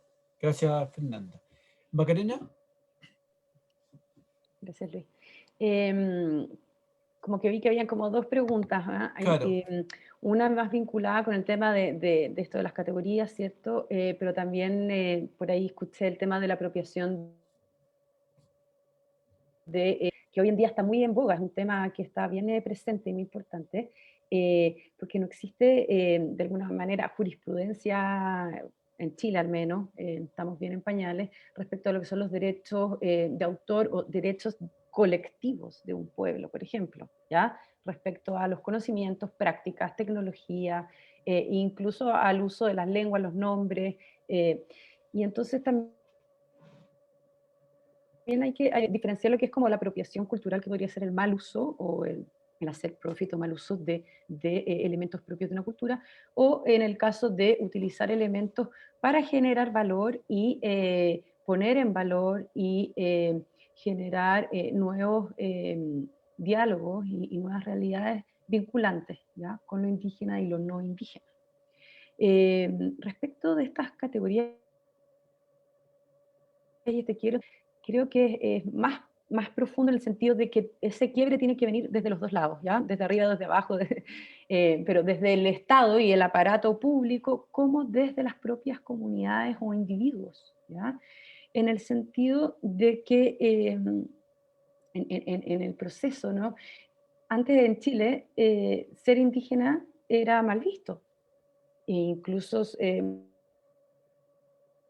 muchos indígenas pelos, se cambiaban los apellidos, ¿cierto? Para, bueno, después de la ley indígena cambia un poco esto, porque además ahora ser indígena te trae beneficios financieros, económicos, de subsidios y cuestiones. Entonces, a partir de eso también viene una reidentificación con tu herencia, o que es esta como reetnificación, ¿ya? De personas que antes no se consideraban indígenas, que ahora sí se consideran indígenas. ¿Y qué significa esto? En el SIDA, ¿no? Pero creo que hay un elemento en común que es fundamental, que si bien cada universo indígena es distinto, sí tienen algo en común. Y que tiene que ver con, y lo que nos diferencia con lo no indígena quizás, y es un poco la lógica desde donde actúa el Estado en esta noción del conocimiento aristotélico, tomista, occidental, positivista, y etcétera, que actúa la ley, el aparato legal, el ley, versus el conocimiento a partir de la experiencia, por ejemplo, o la observación y la vinculación emocional con tu entorno, que es otra manera. O sea, por ejemplo, un fenómeno de la naturaleza, como nosotros conoceríamos, la corriente de Humboldt. Para un indígena no es la corriente de Humboldt, pero la reconoce y sabe cómo afecta y cómo determina su entorno, y de la observación del viento y el color del mar, según su temperatura, su comportamiento, son lógicas de conocimiento y de acercamiento a la realidad o a las realidades muy distintas. Y creo que efectivamente hay un camino importante por aprender cómo vincular y cómo respetar esta otra manera de conocer y de desarrollarse, que es distinto. Porque uno, conceptos ciertos de estos que estoy contando yo, aristotélicos, tomistas, a conceptos tan diferentes como es la observación a partir de la propia experiencia, ¿ya? O sea, la intelectualización o el concepto de algo que no han vivido es muy difícil de vincularlo si es que no hay la experiencia concreta y real. Y en ese sentido hay un tema que es bien importante y que tiene que ver con la identidad de a qué pertenezco. Entonces, todo este concepto del Estado, nación, república, es como un marco de afuera, de lo general a lo particular, y cuando el concepto de identidad y pertenencia de las comunidades indígenas provienen totalmente de lo contrario, desde la familia, lo común, el ayllu, el árbol con ese río, con esa montaña ahí, que va de alguna manera marcando este espacio que te es propio y que te identifica con. Entonces, cómo incorporar estos elementos de donde la identidad parte desde un núcleo hacia el general, y desde el general hacia estos múltiples núcleos, es un gran desafío, especialmente de cara a lo que yo decía, de cómo construimos futuro, cómo le damos para adelante. O sea, podemos reflexionar de cómo lo hemos hecho pésimo, bueno, entonces yo creo que ahí tiene que ver primero con un tema de reconocernos en el que somos diferentes y que los conceptos, como decía la Valentina, no se pueden aplicar si no están vinculados con su contexto. Gracias, Macarena. Bueno, sin duda que varios temas muy interesantes que no vamos a poder resolverlos todos, ¿no es cierto?, en este conversatorio, pero que abren abren espacio, ¿no es cierto?, para seguir conversando, para seguir discutiendo estos temas. Que ahí, bueno, aparecieron varios temas que yo creo que permiten seguir haciendo relecturas, ¿no?, de la vinculación que tenemos, que tiene el Estado chileno, también los chilenos con, ¿no es cierto?, los pueblos indígenas, y los mismos pueblos indígenas, que también es relevante en ese contexto. No sé, Daniela, si tú quieres mencionar algo, ¿no? Porque igual podemos hacer una última ronda a modo como de cierre, de síntesis, Ah, de sí, despedida también. una cosa cortita, ¿Mm? que quería retomar lo que había dicho la Valentina. No quiero que se vaya esa idea, Ah, sí, eso. de lo del Sí, hecho sí, en sí. Chile. Yo pensaba Eh, hacerlo ahora, ¿Lo voy a decir ahora? suerte, Ah, claro, en ya esta suerte estamos. de despedida, nos estamos conectados, perfecto. En esta suerte de cierre, ¿no es cierto?, de un comentario final, claro, que ese comentario final esté en torno a esto, ¿no? ¿Cómo pensar ese volumen 3 del hecho en Chile, en un Chile distinto, esperamos todos, ¿no es cierto?, un Chile distinto, un Chile nuevo, ¿no es cierto?, un Chile que tenga esta capacidad de asumir una serie de desafíos, ¿no?, que tiene que ver con eso, con el proceso constituyente, que yo creo que igual es interesante. Entonces, ¿cómo pensar, ¿no es cierto?, ese hecho en Chile, ¿no es cierto?, en un volumen 3 que será, ¿cuánto era el promedio del libro? ¿De 8 años? ¿Sabes que Cada libro. lo pensé el otro día, pero lo que pasa es que me han hecho un bullying constante con respecto al tema del 3, y en el conversatorio pasado salió el tema, por eso Luis se agarra de eso. No, iba a salir Y todo yo el dije, y yo dije que se había demorado como 8 años entre uno y otro, claro, pero 8 años. después me quedé pensando, Luis, que eso también se veía afectado porque también había tenido 2 niños entre medio. Eso No, no no, va a no, volver a pasar, entonces yo creo que puede ser pero menos espera, años. ya, pero no sé, o sea, yo creo que igual es bueno ese ciclo de 8 años porque permite también condensar ideas. eh, de hecho, uno podría pensar, se me ocurre, entre el volumen 1 y el volumen 2, además, hay un Chile muy parecido, pero yo creo que la gran apuesta, que es lo que está la Valentina, ¿no es cierto?, es que en el El volumen 3, salto. este Chile, claro, o sea, además un Chile nuevo, ¿no?, un Chile distinto. Sin tener respuesta, ¿no es cierto?, de cómo será, pero alguna idea respecto a esta temática sobre, ¿no es cierto?, presencia y proyección de los pueblos indígenas, cómo se lo imaginan en ese sentido. Así que no te preocupes con los 8 años, está bien como meta de producción, ¿no? Eso, Valentina, ¿alguna idea de cierre, de despedirse de este conversatorio, esperando volver a encontrar en nuestro espacio? Gracias, la verdad que no tengo más que lo que tenemos todos, yo creo que son sueños, hartos sueños. Los días en que uno amanece, digamos, optimista, ¿no? Sí, Porque, otros no tanto, otros días no tanto, no, pero porque bueno, la esperemos sociedad no que está muy, mejore. muy optimista el ambiente.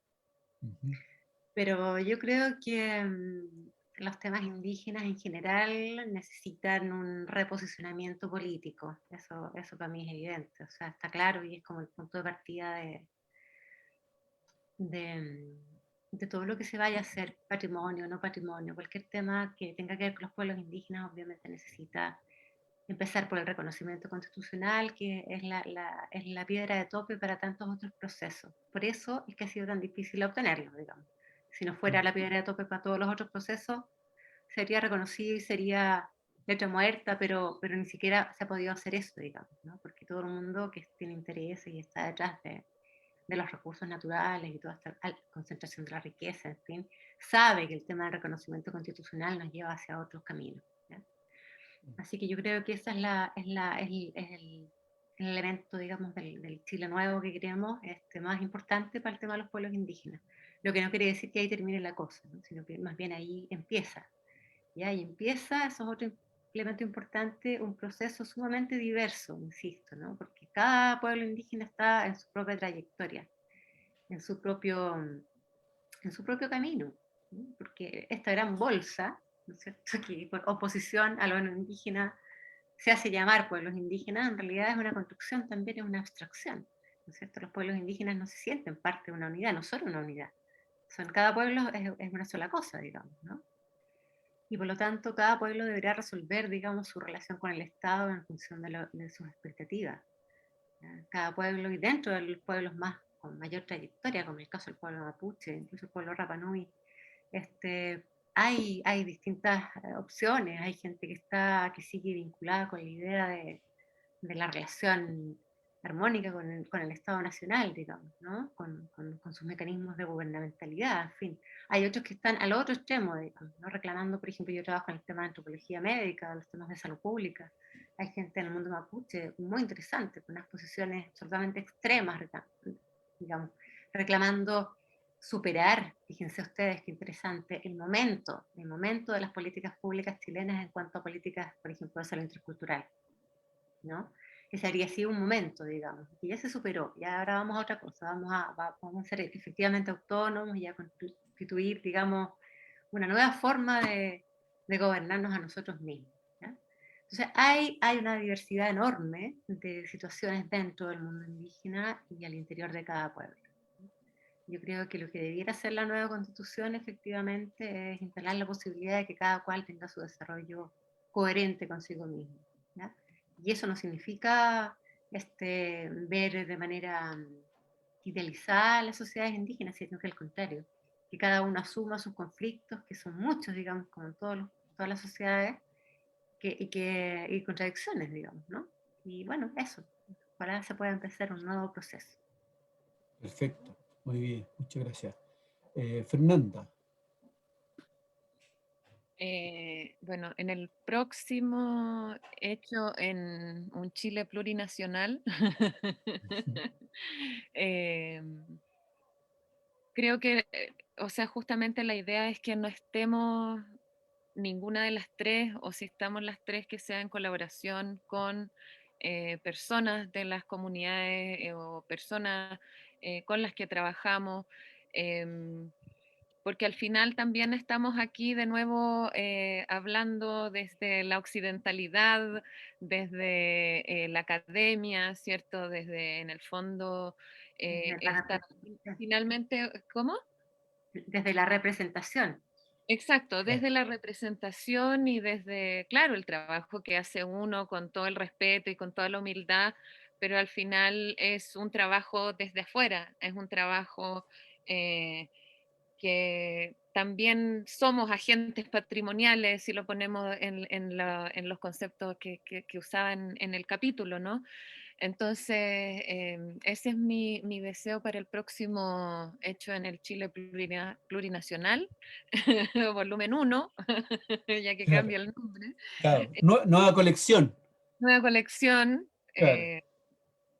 Y al igual que Valentina, creo que muchas de las cartas del relacionamiento que tengamos en general entre indígenas, no indígenas, estados, comunidades, municipios, etcétera, va a tener mucho que ver con cómo se escribe esta constitución que está en ciernes, ¿no?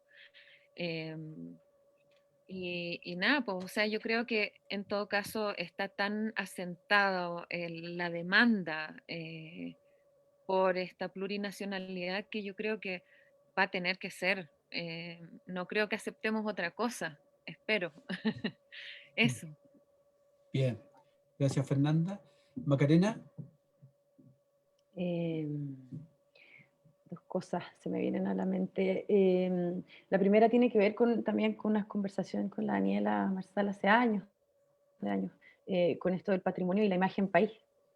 Finalmente, esta imagen país o este patrimonio es una narración, es una construcción. Entonces, ¿cómo construimos este Chile por el hecho en Chile? Quizás no sea necesario ponerle el apellido Chile plurinacional o Chile diverso, sino en la medida en que nosotros logremos como mostrar o construir una imagen patrimonial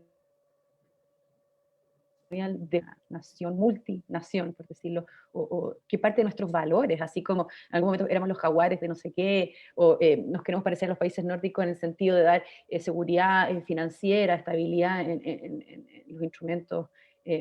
¿Por qué no diferenciarnos y poner sobre la mesa y como un elemento diferenciador y de agregación de valor de que somos diversos?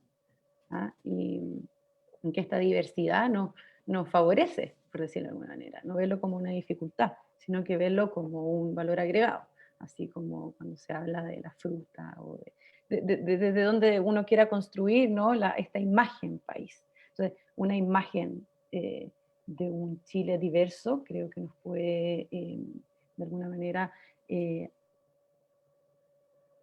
ayudar a esta integración. Y lo complejo que yo son estas como grandes políticas, ¿no? La gran política. Yo creo que a veces la cosa está más en las pequeñas políticas, ¿ya? En los pequeños protocolos o maneras de relacionarnos desde gobiernos locales, gobiernos regionales, municipios. Me acuerdo ahora del INDAP, porque Saúl Pérez, director del área de artesanía a nivel nacional, nos está escuchando, en todo lo que ha sido la creación de la ley para la artesanía, por ejemplo, ¿ya? Cuando se piensan estas cosas, estos como macros sistemas, donde yo me pregunto con mucha honestidad, ¿a quién les sirve? ¿Para qué están pensados? ¿Para catastrar? ¿Ah? ¿Para poder empadronar y por lo tanto poder tomar decisiones de tipo económica y de administrativa? ¿O son en pos de escuchar las necesidades y cuáles son realmente los requerimientos de esas voces, ¿no? Entonces, muchas veces la gran política o esta cosa tan abstracta vinculó con esta necesidad particular. Por lo tanto, sí creo que hay un gran desafío a nivel micro también, micropolítica, hasta como los vecinos, ¿no? Estoy pensando en San Pedro de Atacama, en el IAM, en el instituto donde trabaja la Fernanda, cómo, por ejemplo, en el instituto trabajan indígenas y no indígenas. Hay cargos indígenas, cargos no indígenas. Me acordé también de una publicación, Fer, de Félix Acuto, tiene una publicación donde un arqueólogo, académico, PhD, sobre un territorio, sobre un sitio arqueológico, pero en conjunto con una comunera de ese mismo territorio, y cómo ella aborda ese mismo territorio, esa misma temática, pero desde un punto de vista totalmente distinto. Y en ese sentido sí creo que es vital las nuevas voces. Y sí siento de que efectivamente hoy en día hay jóvenes, y no tan jóvenes, pero principalmente jóvenes indígenas de distintas etnias, que se están envalentonando de alguna manera y se están abriendo camino de participar en la construcción intelectual, política de lo que es este Chile, ¿no? Entonces, que yo creo que sí, tenemos que integrarnos, escucharnos y abrir nuevos espacios y ser innovadores, así atrevernos a no repetir patrones, sino que a buscar nuestra Chile, buscar una manera de cómo hacer este Chile diverso, y no tan solo, como digo, puede haber una cosa marquetera de cómo nos planteamos como imagen país hacia el mundo desarrollado, ¿cierto? De qué es lo que es Chile, pero yo creo que si hacemos los cambios a nivel local, y en lo que a nosotros nos afecta, que es este tema como más intelectual, de abrir el espacio a nuevas voces y donde podamos como dialogar en unos escenarios más equitativos, nos va a poder dar luces. Quizás tenemos que hacernos las preguntas, así que eso se agradece, y quiero además agradecerle a todos los que nos están viendo, a las fieles y compañeras de historia también, que siempre nos apoyamos, a Saúl, a Carola Agüero, que vi que había hecho una pregunta, agradecerle a ustedes, chiquillas, también por trabajar en estos temas, que son temas que a veces no son muy sexys, por decirlo, que no hay financiamiento y que es complejo, pero que son un aporte y vamos, granito a granito, sumando un sector, por decirlo de alguna manera. El patrimonio cultural, inmaterial o material en Chile ya se abre espacio, ¿ah? en la academia y en la no academia. Y gracias, Luis, también por el espacio formal, institucional que nos has dado. Gracias. Súper. No, bien, sin duda, como museo histórico nos parece que son temas clave, se vincula mucho, bueno, la alianza esta, que ya esa alianza que tenemos con Daniela, y lo que significa, es como, Daniela es como una moneda de dos caras, es Daniela y hecho en Chile a la vez, entonces uno habla de hecho en Chile y es Daniela Marsal, así que súper bien. No sé, Daniela, si tú quieres también unas últimas palabras, despedirnos, invitar a la gente a los otros conversatorios que nos quedan. Sí, esa parte de la doble cara, muy curiosa, Luis, ¿qué quieres que te diga? Bueno, agradeciendo siempre al museo, porque con el museo tenemos una relación larga. Yo aprovecho de contar que yo con Luis nos conocemos hace como 20 años, así que Aquí también hay acompañamiento largo de muchas cosas y de muchos proyectos. A ustedes, chiquillas, muchas gracias, Maca, Fernanda, Valentina, por su participación hoy día, por sus tremendos capítulos. Y también yo creo que un poco aprontándome a la pregunta, no sé cómo va a ser hecho en Chile 3. La verdad es que hoy día, como dice Luis, y como lo conversamos en el conversatorio anterior, estamos a puertas de lo que puede ser un salto exponencial, puede que sea un salto enano, no sé lo que va a pasar, habría que tener como una bola así como de estas como de Yolanda Sultana más o menos, como para saber qué va a pasar. Solo agregar una cosa, y que Dígame. al menos en esta nueva constitución ¿Mm? van a haber 17 escaños de Sí, pueblos indígenas. Y eso yo creo reservado, que es sí. un cambio Eso es un tremendamente cambio importante. Y súper ahí lo que podemos hacer importante. como museo histórico, porque hoy día el universo es demasiado amplio y no hay caso, no podríamos abordarlo, pero va a ser interesante cuando se sepa quiénes son esos 17 personas que representan de un determinado pueblo indígena, a ver si podemos con ellos invitarlos y hacer algunas Sí, conversaciones en bueno, qué están pensando. Eso puede ser muy bonito. eso sería muy Eso, bueno, disculpe. sí, muy interesante. Y claro, ahí como dices tú hay un gran paso, pero yo creo que, yo en lo personal creo que todas estas cosas tienen que ir acompañadas, claro, por un lado de esta gran, como decía Valentina, este gran paso de reconocer esta diversidad y por otro lado también que eso se traduzca en una cosa de base, en el sentido de que yo creo que la historia de Chile nunca ha adquirido reconocer la diversidad en términos de como república, no nos han enseñado a reconocer diversidad como algo positivo, sino siempre como algo negativo. Entonces ahí hay un problema de fondo que es muy complejo, porque si desde niños, bueno, ustedes saben que mi capítulo en el libro es de niños, niñas y adolescentes, y estas conversaciones en mi caso se han repetido mucho, en cómo uno ve en los niños que la diversidad no se entiende como una riqueza, sino que se entiende como un problema y como un obstáculo. Entonces, eso se traduce no solamente al mundo indígena, se traduce a la inmigración, a un montón de temáticas que tenemos a puertas en el futuro, digamos. Entonces, yo creo que también hay un desafío de empezar a incorporar en nuestros niños y nuestras niñas también la diversidad como una realidad y como una realidad positiva. Y que el mundo indígena hoy día, yo creo, en la pandemia también nos ha dado y nos ha visualizado respuestas de las comunidades indígenas como respuestas que han sido parte de su vida y de su cotidianidad. El otro día he leído varios casos de cómo, por ejemplo, el uso de la preservación de carnes en el norte de ciertas comunidades ha ayudado a tener la seguridad de tener comida, por ejemplo, durante momentos de desabastecimiento o de no poder seguir a comprar, por ejemplo, de una comunidad en Brasil que se organizó para poder enfrentar el COVID, porque a través de la memoria ancestral que tenían de otras pandemias, como había pasado con el sarampión y otras cosas, y que se había mantenido en la memoria de esa comunidad, ellos ya sabían lo que tenían que hacer y lo que habían aprendido a partir de la historia de su papá y de su abuelo y de su bisabuelo, lo que había que hacer en una pandemia. Y por lo tanto, esa comunidad había logrado cerrarse y aprender de esta sabiduría ancestral, en el fondo, de qué hacer frente a esta nueva pandemia. Y de hecho, hoy día, esa comunidad, salió un artículo en la BBC súper bueno de esto, había logrado cerrarse, finalmente se abastecieron, compraron comida, hicieron un lugar específico para los enfermos, o sea, todo por un aprendizaje de vivencias anteriores. Y cómo finalmente esto nos demuestra que nosotros desmemoriados totales, occidentales comunes y silvestres, no hemos aprendido nada de lo que nos están evidenciando muchas de estas comunidades para enfrentar problemas tan complejos como los que estamos viendo hoy día.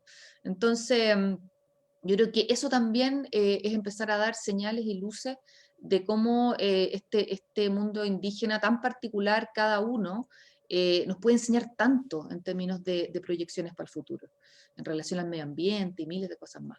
Así que ese sería el tema. Los invito al próximo conversatorio, el próximo miércoles a las 12, que vamos a ver patrimonio industrial y comunidades, que va a estar bien, bien entretenido. Así que esa es la próxima invitación para la próxima semana. Muchas gracias a todos, muchas gracias Luis, y eso sería de mi parte. Eso, así gracias. que nos despedimos, agradecemos y esperamos volver a vernos en otro contexto momento. Estén Chao, súper chao. bien. Cuídense. Chao, cuídense. Chao. Chao, chao. Gusto.